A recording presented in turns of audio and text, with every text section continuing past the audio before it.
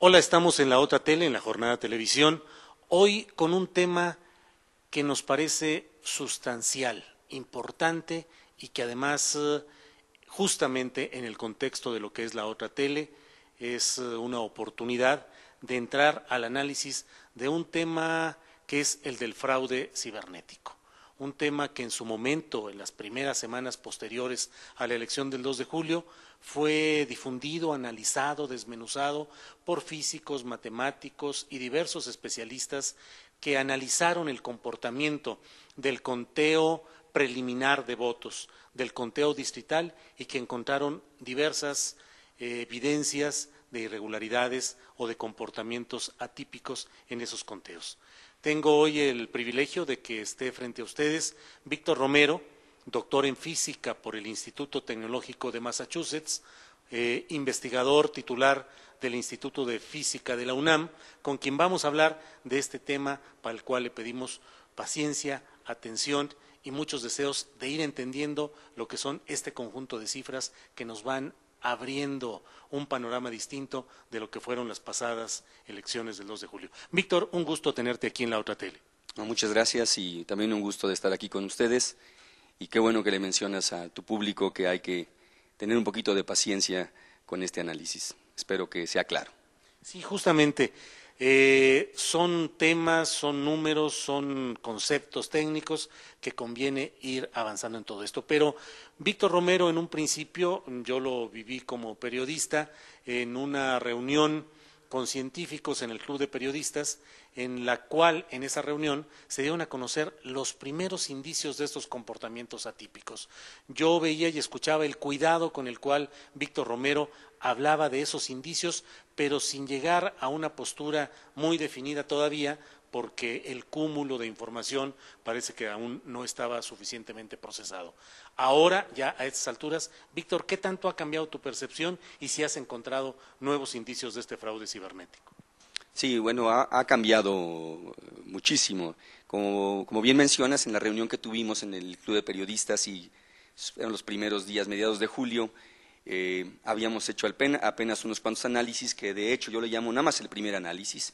Tengo varios más, como 3 o 4 más, y en aquel momento simplemente queríamos mostrar que había comportamientos, como bien dijiste, atípicos, comportamientos que uno no esperaría, pero hasta ahí, nada más. Y en aquel momento lo importante era generar en la opinión pública, en quienes nos escuchara, que valía la pena hacer un conteo otra vez, para estar seguros.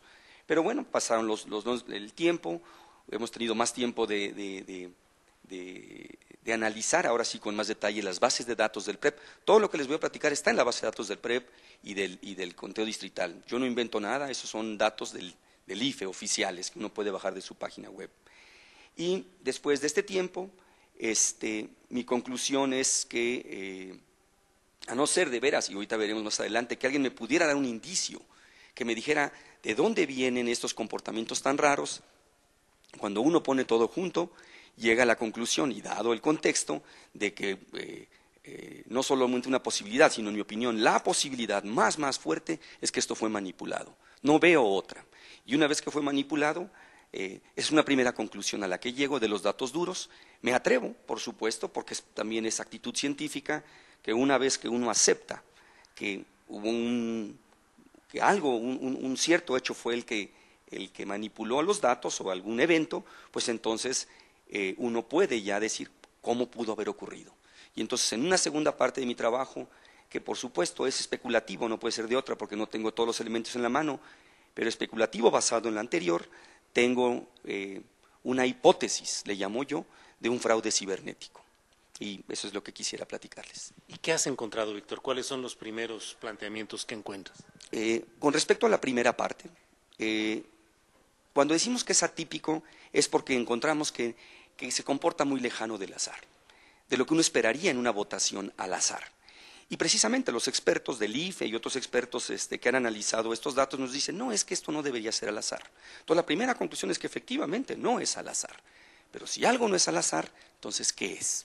Esa es la pregunta interesante. Es el único paréntesis técnico, creo yo, que voy a hacer, es que la votación, la forma en que la voy a analizar, como yo tengo toda la votación segundo a segundo del PREP y segundo a segundo del distrital, pero vamos a concentrarnos en el PREP, como la tengo segundo a segundo, entonces yo puedo analizar, digamos, las primeras actas, las primeras 1000 actas, y luego las siguientes 1000, y luego las siguientes 1000 en el orden que fueron llegando. Cada uno de estos montones de 1000 tiene aproximadamente 300,000 votos. Entonces yo puedo utilizar estas actas, estos montones de 1000 en 1000, como si fueran encuestas de salida de 300,000 votos. ¿Sí? Y claro, me critican de que no debería hacer eso, pero lo puedo hacer y simplemente ver qué sale, ¿verdad? Y lo que encontramos es que lo que uno esperaría, ingenuamente, es que en cada caja, pues más o menos el número de votos del PAN pues fueran los mismos. Los del PRI más o menos los mismos, los del PRD los mismos, etcétera. Y no solamente eso, sino que coincidieran en porcentajes con el porcentaje final. Esa es la expectativa de un conteo al azar. Un conteo al azar debería de dar eso. ¿Y qué es lo que encontramos? Encontramos algo muy sorprendente.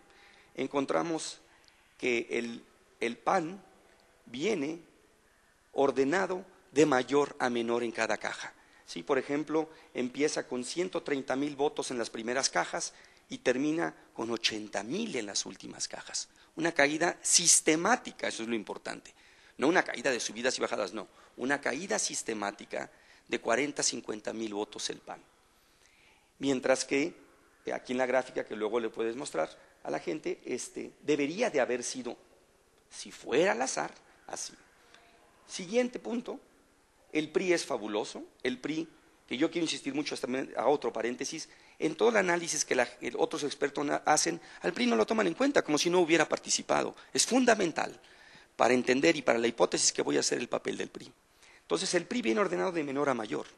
El PRI empieza en los primeros montones de 300,000 votos con 50, 55,000 votos. En los últimos anda en los 95,000 votos.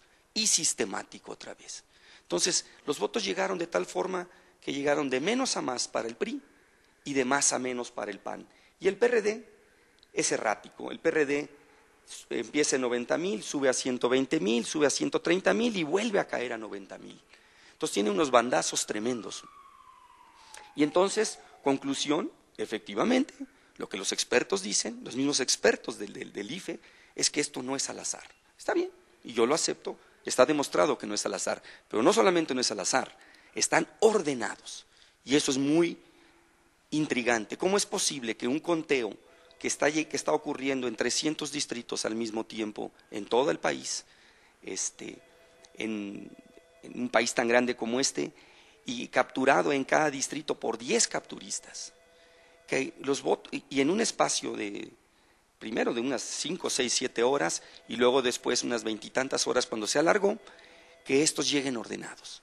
Y entonces, pues la pregunta fue, bueno, denme alguna guía por dónde fue. Y me puse a leer lo que los expertos, otros expertos dicen, los expertos del IFE, hay un colega, Javier Aparicio, que tiene publicado su trabajo en el Internet, y todos hacen referencia a que el voto rural y urbano no es lo mismo en México. El voto rural y el voto urbano son muy diferentes en manera de votar, y son muy diferentes en cómo van llegando, porque están más retirados de los distritos, los rurales y los urbanos más cercanos, y entonces que esta es una fuerza, vamos a llamarle así, que induce a que las cosas se hayan comportado tan extrañas como se comportaron.